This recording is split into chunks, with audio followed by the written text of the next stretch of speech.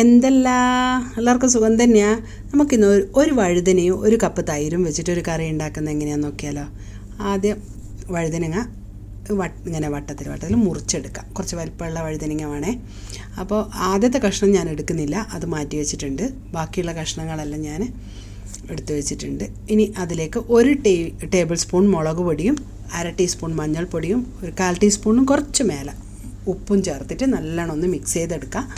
ഈ മിക്സിലേക്ക് നമ്മൾ ഓരോ വഴുതനങ്ങേൻ്റെ കഷ്ണം ഇട്ടിട്ട് നല്ലോണം ഒന്ന് തുറത്തിയെടുക്കാം. കണ്ടില്ലേ, നല്ലോണം തേച്ച് പിടിപ്പിച്ചാൽ മതി. അധികം ഒട്ടിക്കണം എന്നൊന്നുമില്ല കേട്ടോ.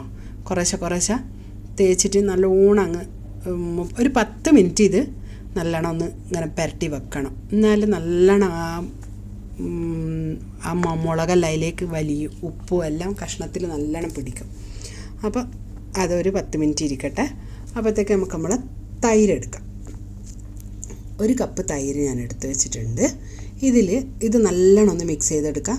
ഒന്നുമില്ല, വെറുതെ ഒന്ന് അടിച്ചെടുക്കുന്നതേ ഉള്ളൂ. അതിലേക്ക് കുറച്ച് വെള്ളം ചേർത്ത് കൊടുത്തിട്ടുണ്ട്. കുറച്ച് കട്ടി കൂടുതലായതുകൊണ്ട് നിങ്ങൾ കട്ടി കൂടുതലില്ലെങ്കിൽ വെള്ളം ഒഴിക്കണ്ട കേട്ടോ. അപ്പോൾ ഇനി ഇതിലേക്ക് നമുക്ക് വേണ്ടത് 1/2 ടീസ്പൂൺ ജീരകം വറുത്ത് നല്ലോണം പൊടിക്കണം. നിങ്ങളടുത്ത് പൊടിയായിട്ടുണ്ടെങ്കിൽ ഒന്ന് വറുത്തിട്ടെടുത്താൽ മതി. കണ്ടില്ലേ, നല്ലോണം മൂത്ത് വന്നിട്ടുണ്ട്. ഇനി ഇത് മാറ്റി വെക്കാം. അതൊന്ന് തണുത്തതിന് ശേഷം ഒന്ന് പൊടിച്ചിട്ടെടുക്കാം.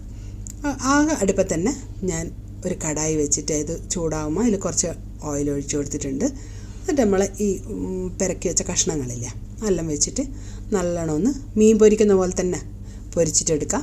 ഒരു 3-4 മിനിറ്റ് ഒരു ഭാഗം നല്ലോണം ആകുന്നവരെ മൂടി വെക്കുക. മീഡിയം ഫ്ലെയിമിലാണേ വെക്കാവൂ. അത് ഒരു ഭാഗമായതിന് ശേഷം മൂടിയെടുത്ത് തിരിച്ച് എല്ലാം ഒന്ന് മറിച്ചിട്ട് കൊടുക്കുക. മറിച്ചിട്ടതിന് ശേഷം പിന്നെയും മൂടി വെച്ചിട്ട് ഒരു 3-2 മിനിറ്റ് അത്രയേ വേണ്ടൂ. അപ്പോഴത്തേക്ക് വഴുതനങ്ങ പെട്ടെന്ന് വെന്ത് കിട്ടുമല്ലോ. അപ്പോൾ അതാ റെഡിയായി വന്നിട്ടുണ്ട്. ഇപ്പോൾ നമുക്കിങ്ങനെ കുത്തി നോക്കുമ്പോൾ അറിയാം ഏതെങ്കിലും ഒരു കഷ്ണമെല്ലാം വേകാണ്ടുണ്ടെങ്കിൽ അത് ഒന്ന് മാറ്റി കൊടുത്തിട്ട് നല്ലോണം ഒന്ന് വേവിച്ചിട്ട് എടുക്കാം. കണ്ടില്ലേ, ഓരോ കഷ്ണങ്ങൾ ചിലപ്പം ഒരു ഭാഗത്ത് ചിലപ്പം തീ കുറച്ച് കുറഞ്ഞിട്ട് വേണ്ടായിട്ടുണ്ടെങ്കിൽ അതിങ്ങനെ ഒന്ന് അമർത്തി കൊടുത്തിട്ട് നല്ലോണം ഒന്ന് വേഗം വേവിച്ചിട്ടെടുക്കാം. അപ്പോൾ അതെല്ലാം റെഡി ആയിട്ടുണ്ട്. അതെല്ലാം കോരി ഒരു ഭാഗത്ത് മാറ്റി വെച്ചതിന് ശേഷം നമ്മൾ ആദ്യം വെച്ച ചെറിയ കടായിൽ തന്നെ 1 ടീസ്പൂൺ ഓയിൽ ഒഴിച്ച് കൊടുത്തിട്ടുണ്ട്. വെളിച്ചെണ്ണയാണ് ഞാൻ ഒഴിച്ച് കൊടുത്തത്. അതിലേക്ക് 1/4 ടീസ്പൂൺ കടുക് ഇട്ട് കൊടുത്തിട്ടുണ്ട്. അത് പൊട്ടി വരുമ്പോൾ അതിലേക്ക് 2 മുളക് നുള്ളിപ്പറിച്ചങ്ങ് ഇട്ട് കൊടുക്കാം. പിന്നെ ഇട്ട് കൊടുക്കുന്നത് ഒരു 10 ചെറിയുള്ളി നല്ലോണം മുറിച്ചിട്ടിട്ട് എടുത്ത് വെച്ചിട്ടുണ്ട്. അത് നല്ലോണം ആ എണ്ണയിൽ നല്ലോണം ഒന്ന് വഴറ്റിയെടുക്കുക. അതിൻ്റെ കൂടെ തന്നെ 2 തണ്ട് കറിവേപ്പിലയും കൂടി ഇട്ട് കൊടുക്കുന്നുണ്ട്. നല്ലോണം ഒന്ന് മൂപ്പിച്ചെടുക്കാം. നല്ലോണം ചെറിയുള്ളി നല്ലോണം മൂത്ത് വരുമ്പോൾ നമ്മൾ പിന്നെ മുറിച്ചിട്ട് വെച്ച ഒരു ഒറ്റ പച്ചമുളകാണ് ഇട്ട് കൊടുക്കുന്നുള്ളൂ. അധികം എരിവായിപ്പോൾ അപ്പോൾ ഒരു പച്ചമുളക് ഇട്ടിട്ട് ആ പച്ചമുളകൊന്ന് മൂത്ത് വരുമ്പോൾ 1/2 ടീസ്പൂൺ കാശ്മീരി ചില്ലി പൗഡറാണ് ഇട്ട് കൊടുത്ത് അതും കൂടി നല്ലോണം ഒന്ന് മൂപ്പിച്ചിട്ടെടുത്തിട്ട് തണുക്കാൻ വെക്കാം. അപ്പോഴത്തേക്ക് നമ്മൾ ജീരകം നല്ലോണം പൊടിച്ചിട്ട് ഈ തൈരിലേക്ക് ഇട്ട് കൊടുക്കാം. തൈരിലിട്ട് കൊടുത്തിട്ട് നല്ലോണം ഒന്ന് മിക്സ് ചെയ്തെടുക്കാം. അപ്പോഴത്തേക്ക് നമ്മൾ ഈ മസാല നമ്മൾ വാട്ടി വെച്ചതുണ്ടല്ലോ അത് തണുക്കുന്നുണ്ട്. അത് തണുക്കട്ടെ.